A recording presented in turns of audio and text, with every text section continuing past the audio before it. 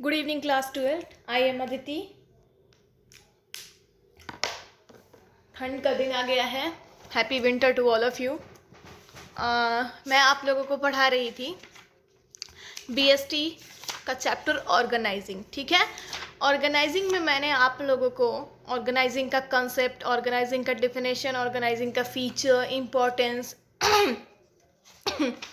Organising का comparison, process वगैरह सब कुछ बता दिया था. फॉर्मल एंड इनफॉर्मल ऑर्गेनाइजेशन भी मैंने आप लोगों को पढ़ा दिया था. ठीक है. आज बताना है डेलीगेशन एंड डिसेंट्रलाइजेशन का कॉन्सेप्ट. ठीक है. आज का टॉपिक है डेलीगेशन एंड द डिसेंट्रलाइजेशन. इसके पहले का टॉपिक था क्या? Formal and informal organisation. ठीक है. देखिए, अब समझते हैं कि डेलीगेशन ऑफ अथॉरिटी क्या होता है और ये डिसेंट्रलाइजेशन क्या होता है. ठीक है. इस समझने से पहले एक बात मैं बता दूं, जो स्टूडेंट्स मुझसे पढ़ते हैं उनका अगर कुछ छूटा है तो वो मेरे चैनल बॉक्स में जाके वीडियोस देख सकते हैं. मैंने मैनेजमेंट के हर चैप्टर पे, BST के हर चैप्टर का वीडियो बनाया है. आगे भी बहुत सारा मुझे बनाना है. जो मेरे चैनल पे नए हैं, अगर आपको मेरी वीडियोस पसंद आती है और आप BST पढ़ना चाहते हो मुझसे, तो मेरी वीडियो को आप सब्सक्राइब कर सकते हो, लाइक कर सकते हैं. और किसी को भी कहीं भी कोई प्रॉब्लम महसूस होती है तो आप मुझे कमेंट बॉक्स में खुलेआम अच्छे से पूछ सकते हो. ठीक है. और आज का टॉपिक है डेलीगेशन एंड डिसेंट्रलाइजेशन. देखिए, ऑर्गेनाइजिंग में क्या होता था, हमने बहुत सारा चीज़ पढ़ा. रिस्पॉन्सिबिलिटी, अथॉरिटी, ये सब जो है हम लोग कॉन्सेप्ट देखे थे. रिस्पॉन्सिबिलिटी होती है जिम्मेवारी, अथॉरिटी होती है क्या कहते हैं उसको, अधिकार. ठीक है. जिम्मेवारी संभालना और अथॉरिटी होता है पावर को अपने हाथ में लेना, कुछ अधिकार हमारे हाथ में मिलना. तो देखते हैं ये सब क्या होता है. ठीक है. अब एक कॉन्सेप्ट और आपको पढ़ना है कि अगला एक टॉपिक आपको और पढ़ना है, अकाउंटेबिलिटी. तो पहले डेलीगेशन और हम समझेंगे, उसके बाद हम अकाउंटेबिलिटी का मीनिंग समझेंगे, देन हम डिसेंट्रलाइजेशन का प्रोसेस समझेंगे. ठीक है. आइए देखते हैं क्या है. The last topic of this chapter है, जो कि थोड़ा बड़ा है, लेकिन आपको बिल्कुल भी ये बोरिंग चैप्टर नहीं है, आपको बहुत अच्छा लगेगा समझने में. ठीक है. देखिए, हम डेली लाइफ में देख रहे हैं, लेकिन ये इसको पढ़ाई के तौर पे हम फर्स्ट टाइम पढ़ रहे हैं. आप समझोगे तो आपको पता चलेगा कि ये तो हम देखते ही हैं अपने डेली लाइफ में. चलिए देखिए, डेलीगेशन का मीनिंग क्या होता है. देखिए, अकॉर्डिंग टू FG मोर, जो कि एक फेमस साइंटिस्ट थे, उन्होंने कहा delegation of the authority means assigning work to the others and giving them authority to do. किसी को काम सौंपना. डेलीगेशन का मतलब होता है किसी को अथॉरिटी, किसी को रिस्पॉन्सिबिलिटी सौंपना.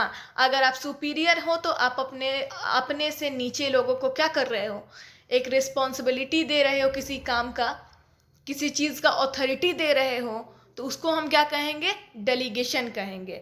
ऑर्डर होता है क्या, ऑर्डर देना भी एक डेलीगेशन करना ही होता है कि आप डेलीगेट कर रहे हो. ऑर्डर भी आता है डेलीगेशन में. आप किसी चीज़ का ऑर्डर दे रहे हो, वो भी डेलीगेशन है. किसी चीज़ की रिस्पॉन्सिबिलिटी दे रहे हो, वो भी डेलीगेशन है. अथॉरिटी दे रहे हो, वो भी डेलीगेशन है.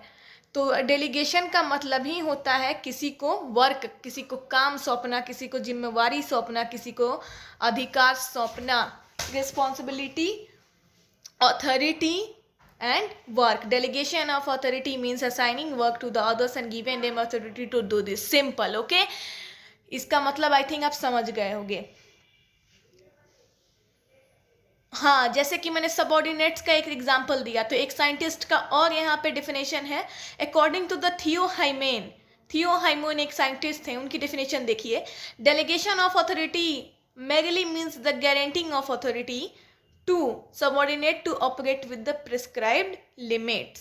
डेलीगेशन ऑफ अथॉरिटी का मतलब होता है एक गारंटेड अथॉरिटी अपने सबऑर्डिनेट को देना. रिस्पॉन्सिबिलिटी भी आती है इसमें, ऑर्डर भी आती है कि एक गारंटेड कि हाँ, हम आपको ये अधिकार सौंपते हैं और इसको आपको ऑपरेट करना है, यानी कि इस अधिकार को आपको संभालना है. ठीक है. तो ये अपने से सबऑर्डिनेट को कुछ अधिकार देना और उस प्रेस्क्राइब्ड लिमिट में. देखिए, प्रेस्क्राइब्ड लिमिट का क्या मतलब है, अधिकार देने का ये मतलब नहीं है कि इस हमारा सारा अधिकार हमने आपको दे दिया. कोई पर्टिकुलर अधिकार देना किसी क्षेत्र में, इसको हम कहेंगे डेलीगेशन ऑफ ऑथोरिटी। ठीक है, इसका ये मतलब नहीं कि मैंने अपना सारा पावर आपको दे दिया। किसी विशेष काम के लिए कुछ पावर अगर आपको दिया जाता है, वो आता है डेलीगेशन में। ठीक है, वो उस रिस्पॉन्सिबिलिटी भी किसी विशेष काम के लिए, वर्क भी किसी विशेष काम के लिए, ऑर्डर भी किसी विशेष काम के लिए। ये नहीं कि मेरा सारा रिस्पॉन्सिबिलिटी या मेरा सारा ऑथोरिटी मैंने आपको दे दिया, नहीं। किसी पर्टिकुलर वर्क के लिए जो अथॉरिटी हम आपको दे रहे हैं, उसका मतलब होता है डेलीगेशन ऑफ अथॉरिटी। ओके, देखिए अब elements of delegation of authority क्या है। मैंने क्या बताया, एलिमेंट्स का। एलिमेंट्स में यही आते हैं जो कि मैंने आपको डिफिनेशन में बताया। ठीक है, याद रखिएगा, रिस्पॉन्सिबिलिटी एंड अथॉरिटी। ठीक है, and third is the accountability, जो मैं बोल रही थी कि मैं एक थर्ड टॉपिक आपको अकाउंटेबिलिटी बताऊंगी। देखिए, रिस्पॉन्सिबिलिटी का मतलब होता है जिम्मेवारी। ठीक है, आइए देखते हैं, इसका डिफिनेशन भी देख लेते हैं क्या होता है। It refers to the obligation of a subordinate to properly perform the assigned work. It flows upward.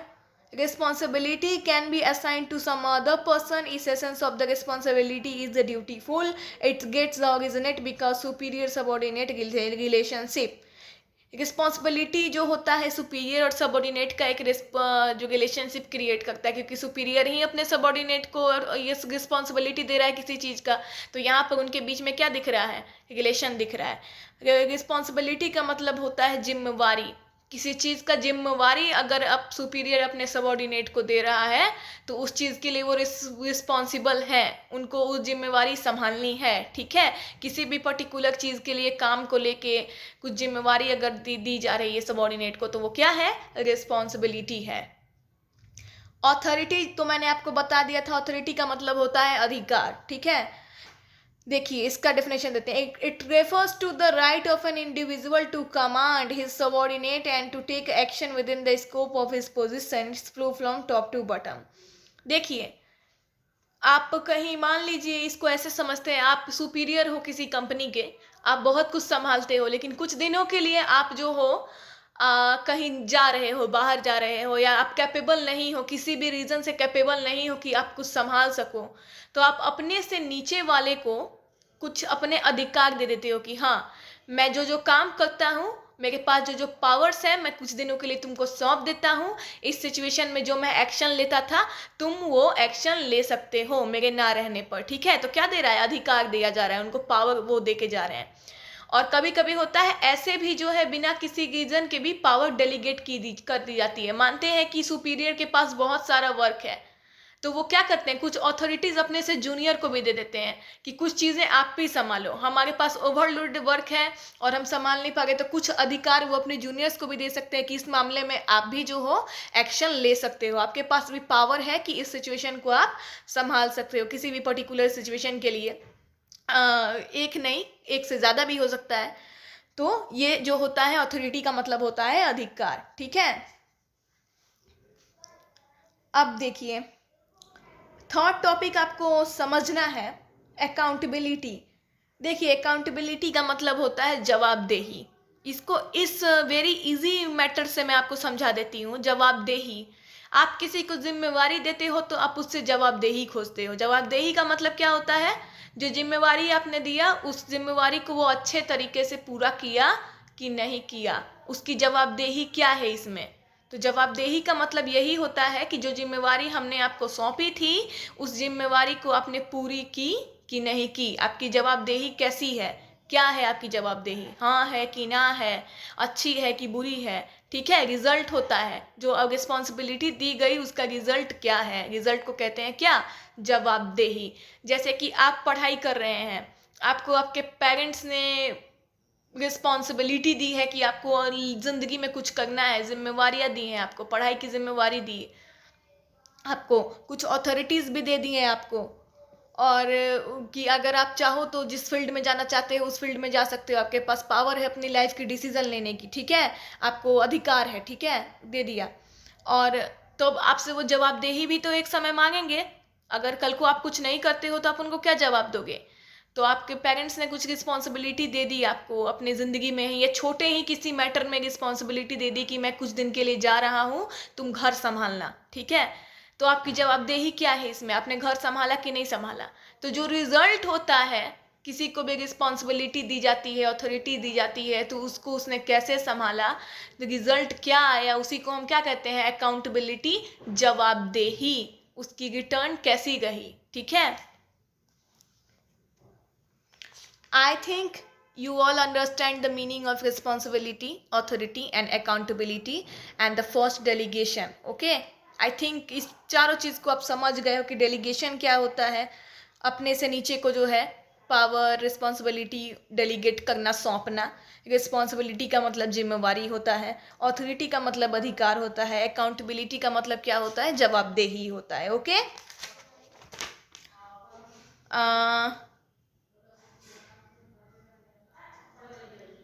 Division of the labour on the basis of delegation of authority. देखिए इसका क्या मतलब, it's refers to the break down of jobs into the narrow repeat time task. Delegation of authority on the basis of delegation of the authority का मतलब होता है labour के division के हिसाब से जो है अधिकार को देना। ठीक है, अगर ज़्यादा लेबर है हमारे पास और हमारे पास को हमें अथॉरिटी की रिस्पॉन्सिबिलिटी बांटनी है, तो हम किसी एक ही पर्सन पे तो नहीं बांटेंगे। इस लाइन का कहने का यही मतलब है कि हम अगर ज़्यादा पर्सन है तो सब में हम जो है अथॉरिटी की रिस्पॉन्सिबिलिटी को basis of delegation of authority divide कर देंगे। ओके, इसका यही मतलब है कि अगर हम किसी को रिस्पॉन्सिबिलिटी देना चाहते हैं, किसी को अथॉरिटी देना चाहते हैं और हमारे पास ज़्यादा पर्सन है, तो हम एक के बजाय 2-3, अगर लोग ऑर्गेनाइजेशन में है तो 5-6 को देंगे।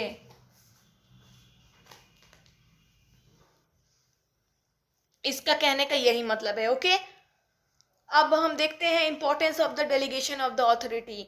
देखिए मैं बहुत छोटी छोटी वीडियोस इसीलिए बना रही हूँ ताकि लॉन्ग वीडियोस पोस्ट करने में बहुत टाइम लगता है। इसको मैं अभी इस पे स्टॉप करती हूँ। नेक्स्ट वीडियो में मैं इसकी इंपॉर्टेंस बताऊंगी और उसके बाद प्रोसेस बताऊंगी और उसके बाद डिसेंट्रलाइजेशन का प्रोसेस बताऊंगी। Okay, take care and bye.